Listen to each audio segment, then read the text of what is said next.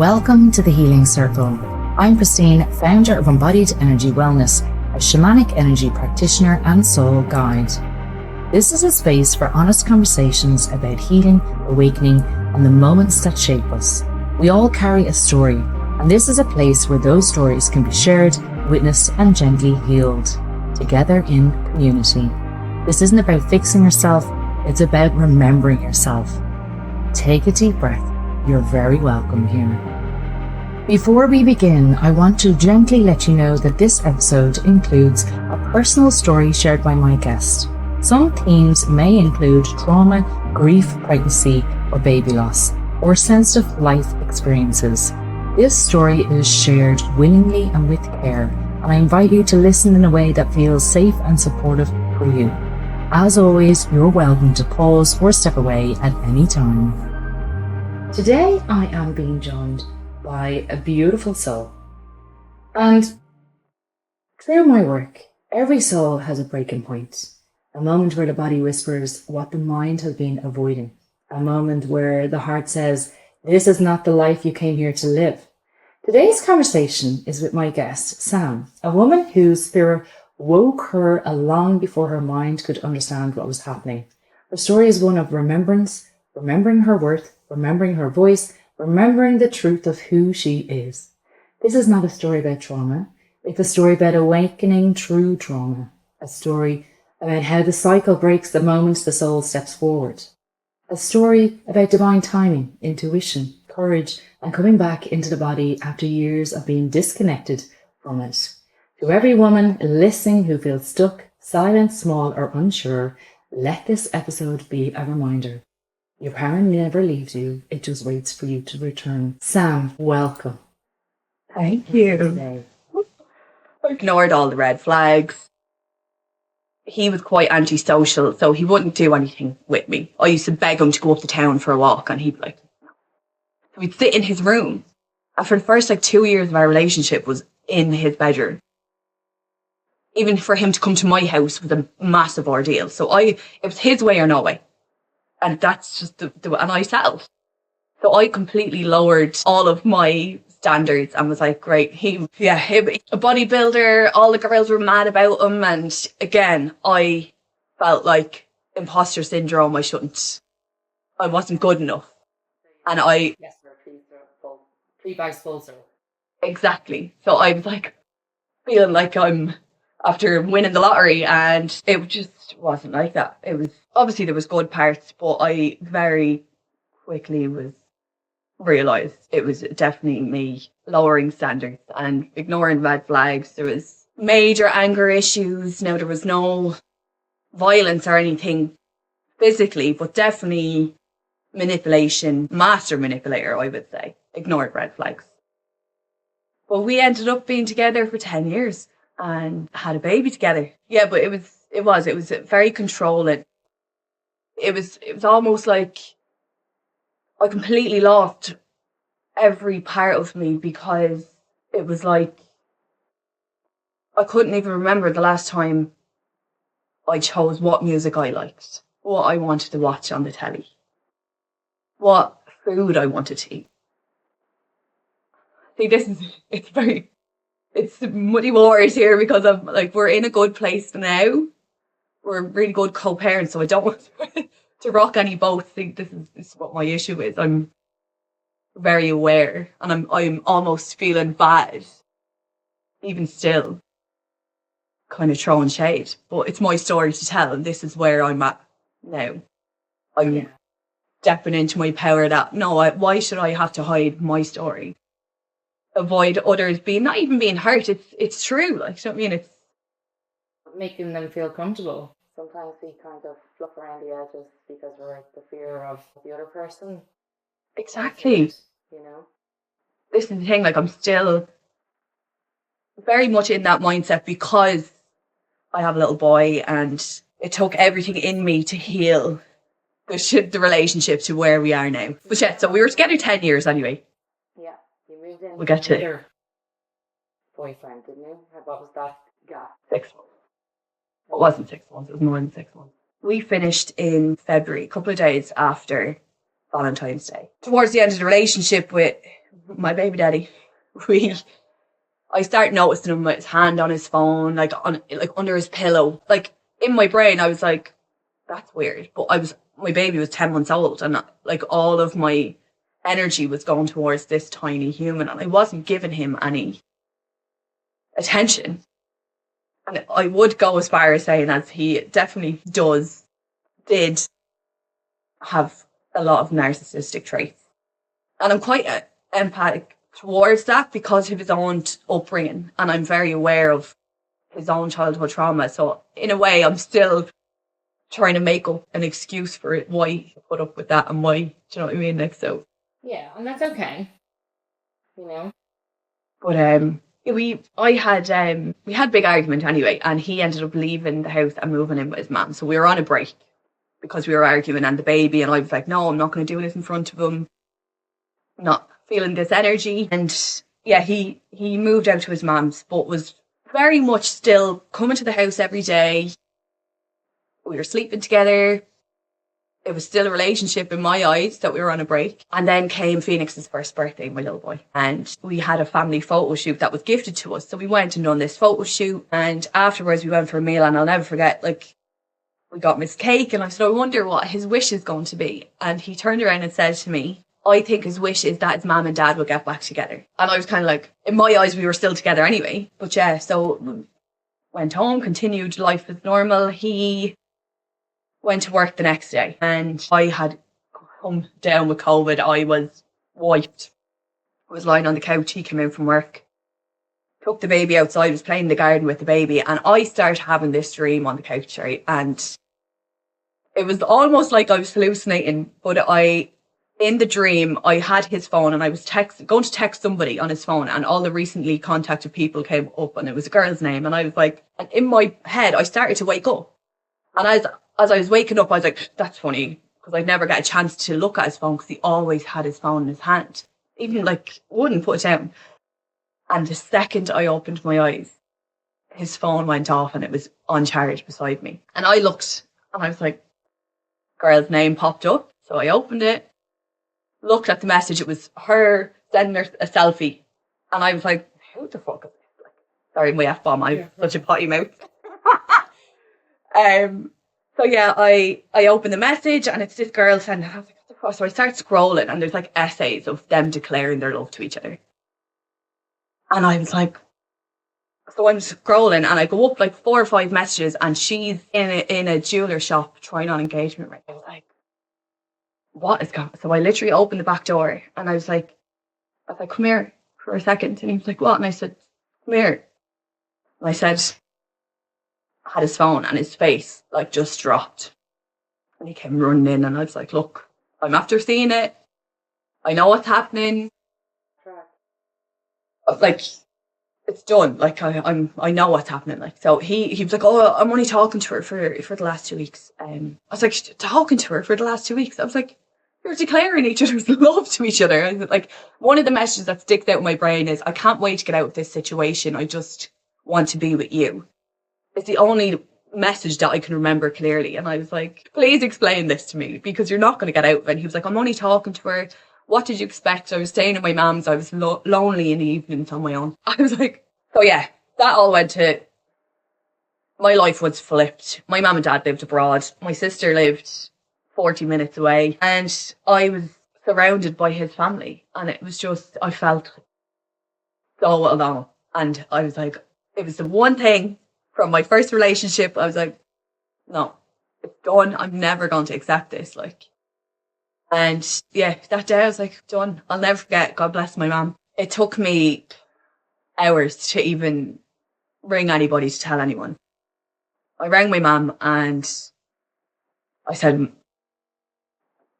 clearly he was cheating on me. This wasn't only going on for 2 weeks. Yeah. What's your mum saying? She said, I'm on the way. So it was like 11 o'clock that night. And yeah, she landed in Dublin Airport at 9 o'clock the next morning. Yeah, like, genuinely, I don't know what I would have done if she didn't, because my world was flipped. So did you break away then? Did you move out?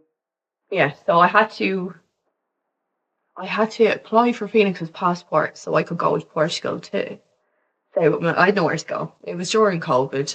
Well, like, it was only starting to lift.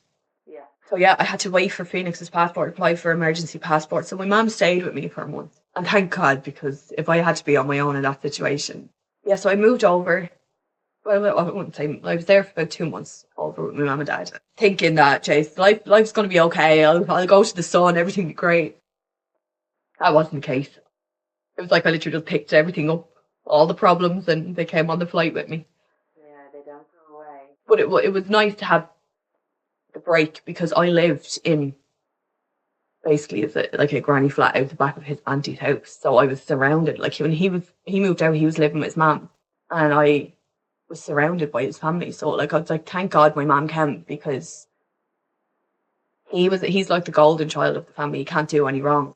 Like, I'll never forget the morning afterwards. My mum took Phoenix for a walk, and his mum asked, could she come and have a chat with me? I'll never forget, I was sitting on the floor and I was hysterical, like so upset. Like, this is 10 years from, like, I was going to marry this man. Like, do you know what I mean? Like, we planned to have our child together. And I'll never forget, his mum came into the room, into the sitting room, and I was sitting on the floor, like, so upset. And she said to me, do you not think you should take responsibility for what you've done wrong? Hold on, he did with her.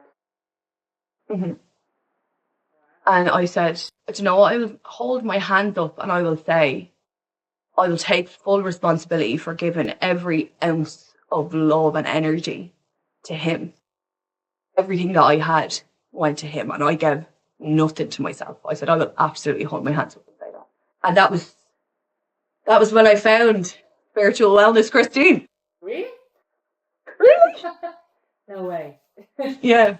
For any of our listeners, I started my business calling it Spiritual Wellness Christine, and then changed it to Embodied Energy Wellness. But yeah, so How did that happen? On the beach, full moon meditation, on a healing circle. Wow. Tell me, if this was what happened that night on the beach? Like, what shifted inside of you? Do you know what's crazy? I was so close to his nanny, and she passed away, and that's whose house we lived in. I was very close to her. She got very sick. Has a job that he has to be out of the country, so he was away. And I used to go up and visit her, and I knew she was sick, but she didn't tell me she was sick, because I didn't want him to know while he was away. So I used to go and visit her, and she used to always say, like, point at her engagement ring and be like, you're getting this. But the thing about it is, she's the most ruthless woman I've ever met. She hated everyone. But for some reason, she took a like to me. But yeah, so I always got on with her, and she passed away anyway when he came home. And first night on the beach, that's who came to me. During a shamanic journey. Yeah, she was like my little spirit guide. It was mad, because you know what she kept saying to me? Let go. That's all she kept saying to me. Just let go. And then there was one time that we were doing, you said there was a table and there was a book, and to go to the table and read the message that was in the book. And the message that was in the book was The Great Escape. Oh, okay. That was it. And she was standing there. She was standing in the room, and I was like, wow. Like, so yeah, I don't know what it is. Like, I always see her that I'm doing any meditation. So, when two souls come together and they have a child, the child will speak to the mother and father regardless of the experience that they've had here on earth. A golden thread is formed between the two of you. Mm-hmm. And the lineage, the ancestral lineage, comes together. And that's why his granny was so connected to you. Because you've followed the lineage, you've continued it on. Does that make sense? And that's why, regardless of what relationship you have with your ex and their family, like it or not, you've got a golden thread attached to them, and that is in the form of your child. Yeah.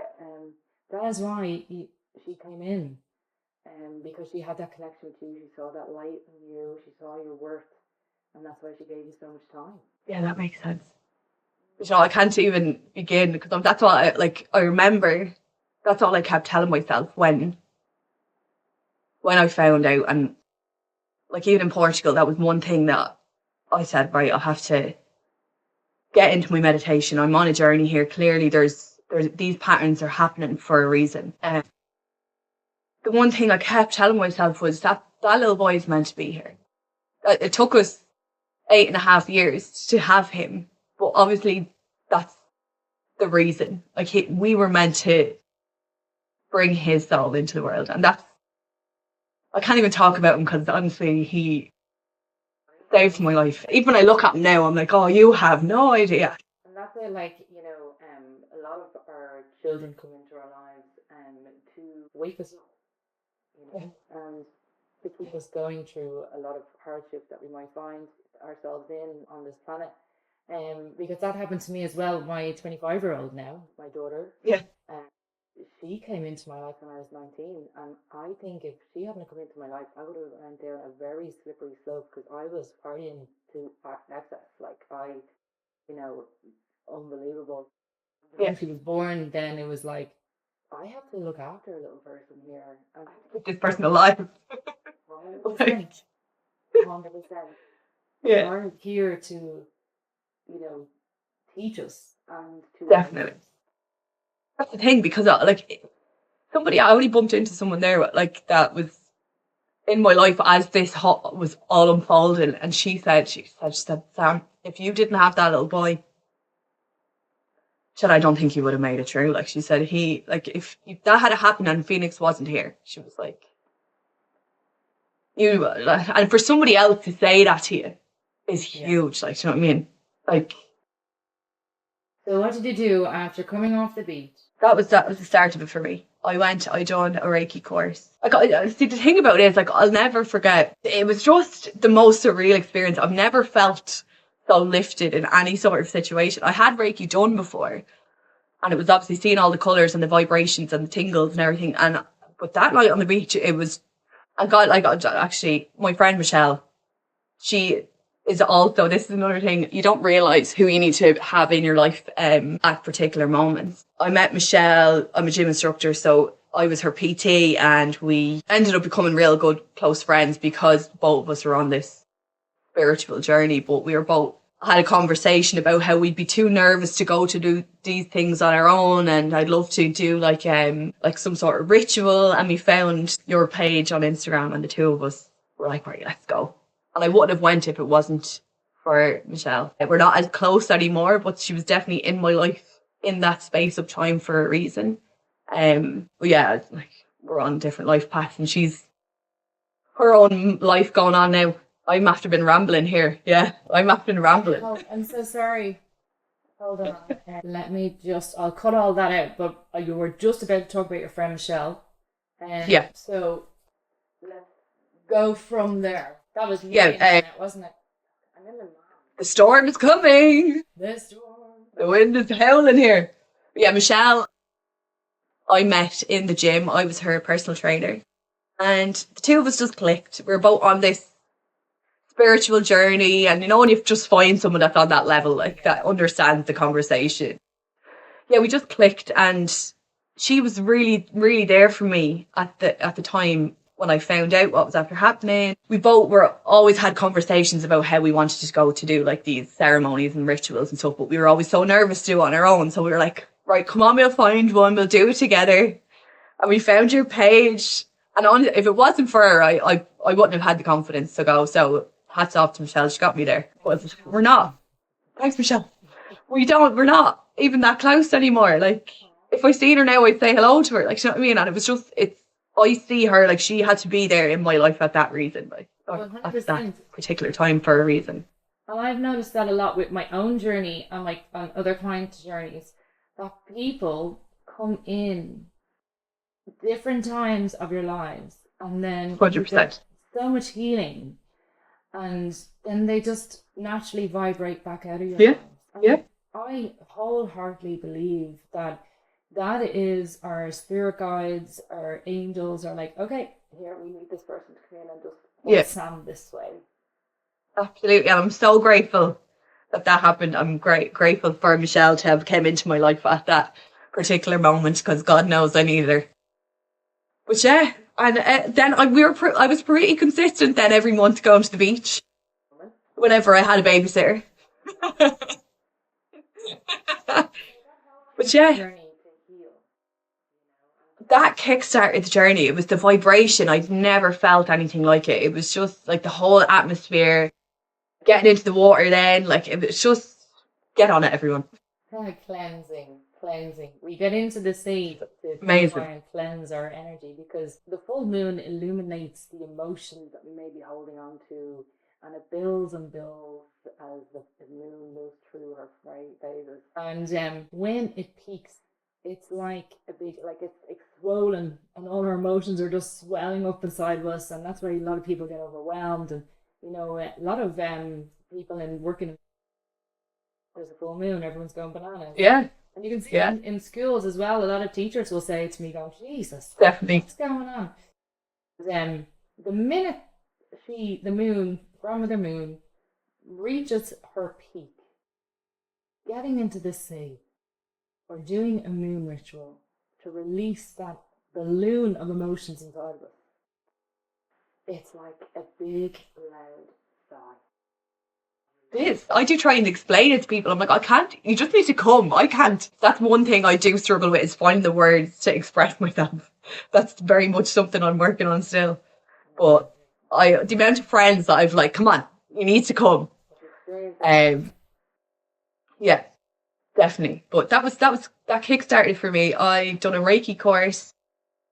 So level 1 and 2 in Reiki done, and this is the other thing. I'm very much a people pleaser.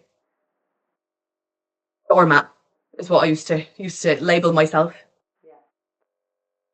And I think through doing Reiki, it definitely helped me see my potential. But again, it was for other people's sake. It wasn't for my own sake.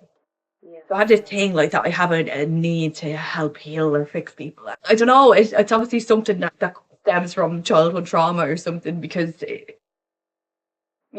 I think that's another reason why I attract certain people into my life as well. Because when you're the wounded healer, and you will attract people that want to take bloodsuckers. You're going again. It's a pain in the arse. Hold on 1 minute, because I know the promoter thing is like out in the hall, so I'm going to see if I can bring it in here. We'll have to also wrap it up, because our podcast is supposed to be 30 minutes long. 30 minutes. Yeah. Right. Okay. We'll get to the bad part. We can edit all out. I have brought it into the room to see if it works. I'm gonna just refresh. That's why I didn't want. I think I remember years ago I tried to do this and I wanted, and I think this is the reason why. Okay. Sorry. Hey. Visual recording was higher quality. Okay, grand. I think we're on. Okay. So sorry. I will have to chop it a little bit. Yeah. Oh yeah. Oh, there's loads you can chop in there. Chop all the more bits. Okay, so. Okay. Let's get to it. 5, 4, 3, 2, 1. Sam. So tell me. What was next? What was next? I jumped. Obviously extremely wounded, in the most vulnerable position I've ever been in my life. Definitely had a little bit of wanting for revenge. And I was on Tinder, not my bravest move, but I came across this guy that I recognised, and I knew my ex knew him. Okay. So I was went from a position of being told nobody would ever be with you after having my child. No man would ever want you, to, right, I'm going to match with this guy now and stick it to you. And by God, did that bite me in the arse. Yeah, I was texting this guy for months now before we met, about 5 months, probably even 6 months before we ever met up. But yeah, when we met up, it was very fast. I was obviously extremely vulnerable, completely at rock bottom. Then hadn't worked on my self-esteem or my self-worth, and was just jumping from one into the next. I had learned some lessons, but clearly not the ones that I needed to learn. So yeah, we were seeing each other for about 4 months, and he just started acting real strange. He was away with his job as well, and he was away for 2 weeks and came home a completely different person. I was like, what's going on here? And he started telling me that he was suffering with anxiety and that he was taking Xanax. Now, I have never been around anybody that has taken any sort of prescription medication like that. So I didn't know what the side effects were.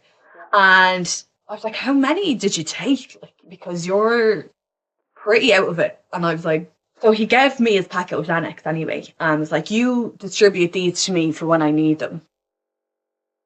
And then came clean to me that he had issues in the past, that he was addicted to painkillers.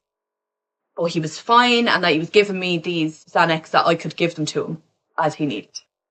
So manipulation going on there. So we were at a hotel one night, and I got up in the middle of the night to go to the toilet, and his wash bag was open on the sink, and there was 2 empty painkiller packets, 2 sleeves empty. And I looked up what they were, and they were,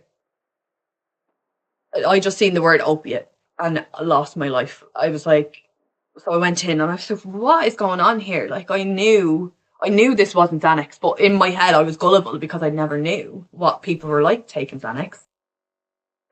Yeah, it was then turned into, if you leave me, I'm going to harm myself. So again, I was like, in my head, I knew I was out, but in the situation, I couldn't leave him because I was genuinely afraid of what he would do to himself. Yeah. And I obviously didn't see him when I had my little boy. My little boy would go to his dad at the weekends, and so I didn't see him for like Monday to Friday. And that week, he was telling me he was going cold turkey, that he was able to get his hands on these painkillers while he was overseas, and he was done with them now. They were all gone. In my head, I knew I was clocking out. I was like, I'm done. Like, I'm not jumping out of the fire into the pan, out of the pan into the fire, whatever that's saying. Yeah. But I had clocked out, and I was like, right, I need to get out of this situation. But then again, he was telling me he was suicidal, and yeah.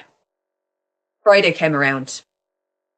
I was dropping my little boy to his dad, and I went over to his house, and I had actually went and made him like a care package with like new jammies and socks and chocolate and like loads of little nice things. And I was dropping it off to the house, and he rings me and he says that he was after being arrested. Okay. He was caught swerving on the road, and the guards arrested him. I collected him at the guard station, but he seemed fine and like it was just normal to me. But then I got back to his house, and his dad turned around and said, what's he after taking? And I said, what do you mean? And he goes, well, he's been like half dead in the bed for the last week, and now he's up and about and he's all jolly. And I was like, well, I hadn't seen him during the week, so I didn't know what way he was. And yeah, his dad said to me, he needs to go to rehab. And I was like, okay. And then his dad started questioning me where his car was because they took his car off him. And I was like, I'm not sure. I didn't know if his dad knew. So I went down to him, and he was in his room. I said, your dad's asking where your car is. I said, you may go up and have a conversation with him. And he started headbutting the wall. Okay. And he started saying, this can't be happening. This can't be happening. We can't let him know. And I was like, right, okay. So again, in my brain thinking, oh, it's okay. I can help. I can fix him. Even though I knew in my brain I wasn't going to be with him, but I didn't want to leave him when I could see that he was in so much pain. So he's like, right, I'm after booking us into a hotel in the next town over. We're going to go because I don't want him asking me questions. So I was like, okay, grand. Got to the hotel. We were having a conversation about how he had got to this place and what was going on with him and his childhood issues. Yeah, so I thought in my mind, the conversation that we had kind of hit home a little bit, and he was saying like that I was the reason he wanted to get better and making me feel like I was achieving something. He said, okay, I need a bottle of wine now after this conversation. And I said, no. I said, I don't want anything to do with you putting any substance inside your body. I don't care what it is. And he said, well, I'm going to get a bottle of wine. And I said, right, grand. So he walked out of the room. He came back into the room, and I was packing my bag. And he said, what are you doing? And I said, well, I told you. I said, if you're going to go get a bottle of wine, I said, I'm leaving. I said, I'm not sticking around for this. And he said, if you leave this room, you know what's going to happen to me. So I got into the bed, and I was like, your dad's right about you, is the comment that I made about him needing to go to rehab. But he wasn't aware of the conversation that I had with his dad. And that comment switched something in his mind. He got on top of me. And he was asking me for my keys. And I said, you're not getting my keys. You're after drinking. Like, you're not getting my keys. And he was on top of me, like, trying to pull me to try and get into my pockets and stuff. And I kind of lay there, and in my head I was thinking, I can take you.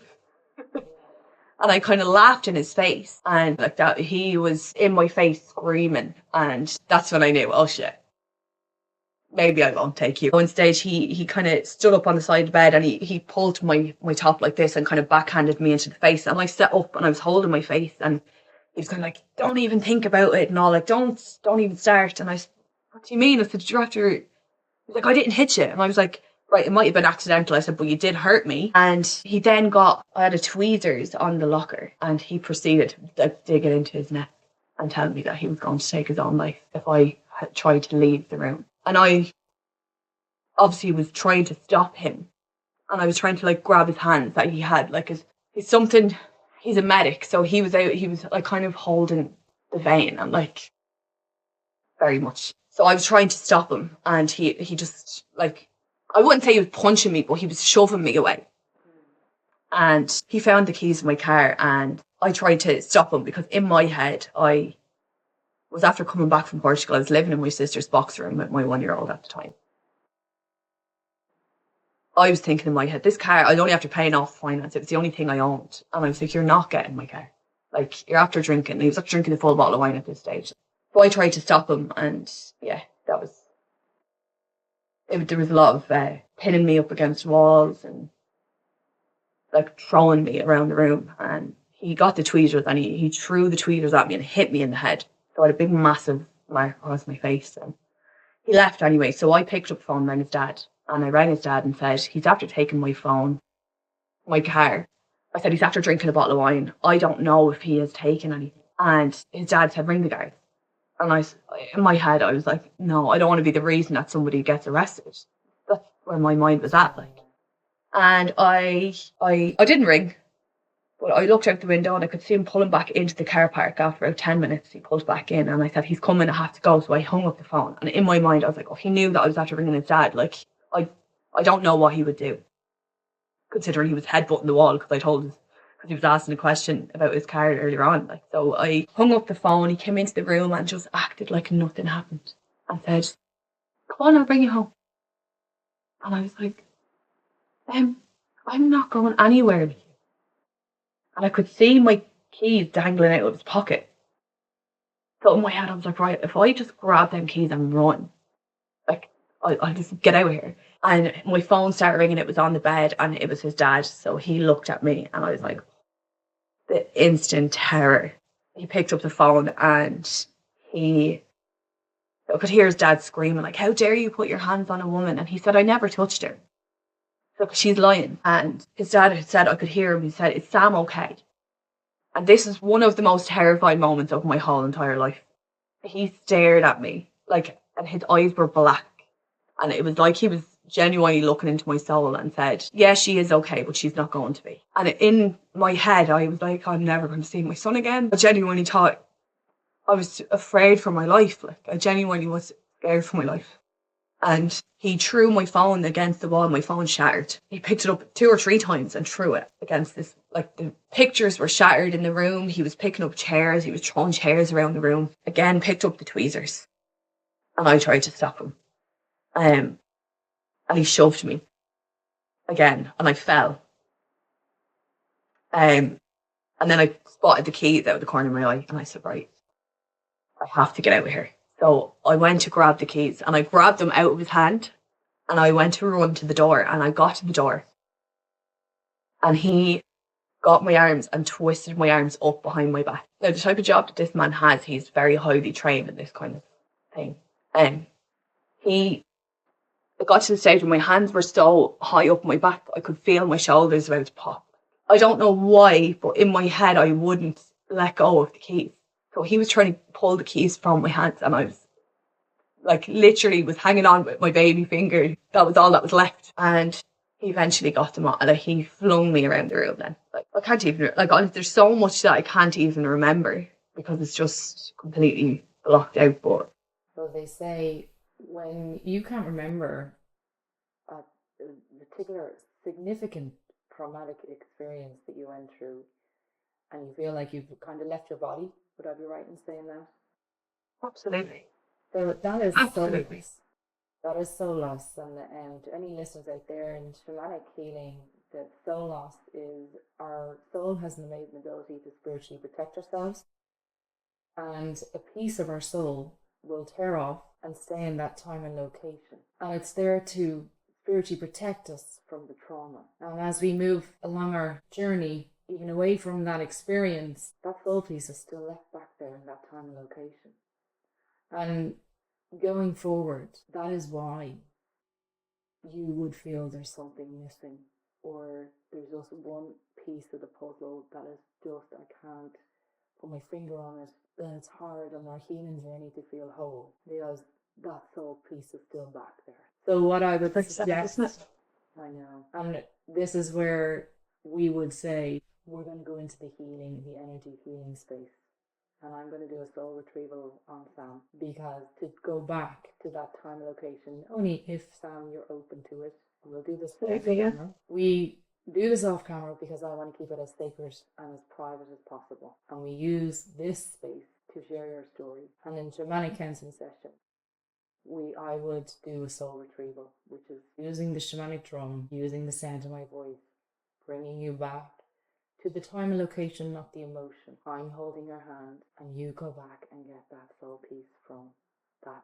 There's no more. We could move so far away from our past. If we don't empower ourselves to go back and get our soul piece, they will always have a piece of us.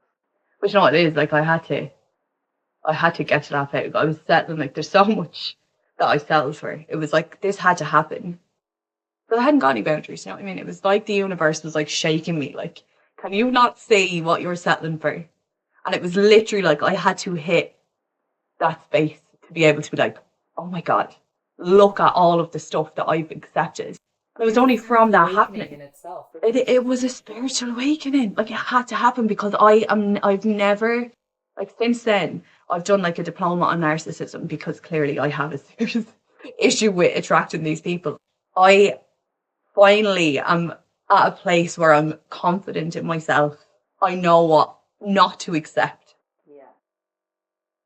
It took a long time for me to trust anybody. Like, it got to a stage where I trusted no one. Yeah, it definitely, I've obviously went to therapy. I was actually diagnosed with PTSD afterwards. Like, even seeing this guy, like, if I seen him in public, I'd freeze. And I remember one day I couldn't move. Like, my whole body just froze. And I was like, just by seeing him. And now he didn't see me. Yeah. But from that, like, that had to happen. And I'm like, I just wish it didn't have to happen. It's like, that's why I'm very protective over my niece now, as I said at the start. Like, that's kind of where it sticks out to me, is my 14-year-old self and what I accepted. And I'm like, oh God, please just love yourself enough not to take any of that in. And know what you're worth. That's where I'm at today. I'm like, Jesus, if only I had someone to tell me this when I was 14.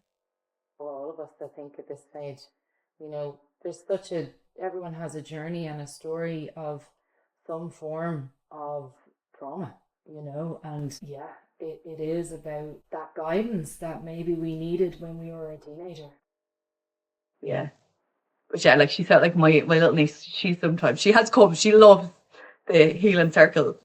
I got her dry rope for Christmas last year, and like, it's just lovely, because I'm like, oh God, what I would do if somebody had brought this to my attention at that age, like, you know what I mean? So it's very fulfilling to me that, like. But what you're doing is you're sharing your wisdom with your niece, and you're healing in the process, and you're protecting her, but you're also expanding her awareness, which is a beautiful thing. It is. Yeah. Thank you for trusting me to hold the space, and for everyone joining us in the circle today. We're going to move this off camera, and we're going to do a soul retrieval, and we're going to get that soul piece back. We're not going to let your ex have it anymore. How does that feel? Do you know what? I'm so ready. I feel like life is just, do you know what? Year 9. Yeah. everything is just that, like, it's amazing, like, shedding those last few layers of skin, like, everything feels like it's getting so good. Yeah, I'm so happy. I'm so happy in myself. I have found someone that is the most incredible soul, that literally is, that I never thought even existed. Like, my faith in men was gone. And this man, I'm still not used to it, to know that. Like, you know, when someone starts, like, you come from that trauma into somebody that's nice, and people are like, no, Sam, this is normal. This is normal behaviour. Whereas I'm like, oh my God. Let's, like, even going on holidays together. I've never had that. Like, I'm like, what? You want to do things with me? So yeah, like, it's a beautiful thing. So I'm ready. Let's get rid of all this energy. Let's do it. Before you end, for the woman listening who is still in the cycle, or maybe stepping away from themselves or losing themselves in the process to make other people feel comfortable, or maybe in the forms of abuse and experience it at the moment, what would you want her to know? Your gut is never wrong. Never, ever. Your heart and your head, your gut will tell you what to do. You know, you need to get out. You know, listen to it. Stop ignoring it. The signs, the red flags, it's all there. You just need to believe in yourself, because I didn't ever think I could stand on my own. Ever. And unfortunately, it had to come from me getting to that rock bottom to be like, you have no option now. You have to stand on your own 2 feet. But as I said, like, if I had any bit of advice to anyone, it would be, please do not ever ignore your gut. Your intuition, it's always right. Always. 100%. Thank you, Sam, for sharing your story. And thank you all for sitting in the circle with me today. If something in this episode stirred something in your heart, let it move you, journal on it, breathe with it, or come back to it whenever you need. If you'd like to go deeper into this work, you can join me for private one-to-one sessions, retreats, online activations, or even on the beach for the next Full Moon Healing Circles. Full Moon Healing Circle. Everything you need is in the show notes. Until next time, stay grounded, stay connected, and trust the whispers. Thank you, Sam. Thank you for being part of the Healing Circle today. If something in this conversation touched you, let it land gently. You don't need to rush to understand it. Your body already knows. Remember, your story matters, and when it's shared in the right space, it has the power to heal, not just you, but others too. If you feel called to explore this work more deeply, you'll find links to my sessions, retreats, and offerings through Embodied Energy Wellness in the show notes. Until we meet again, go gently, stay connected, and trust the wisdom within you. Thank you for being here.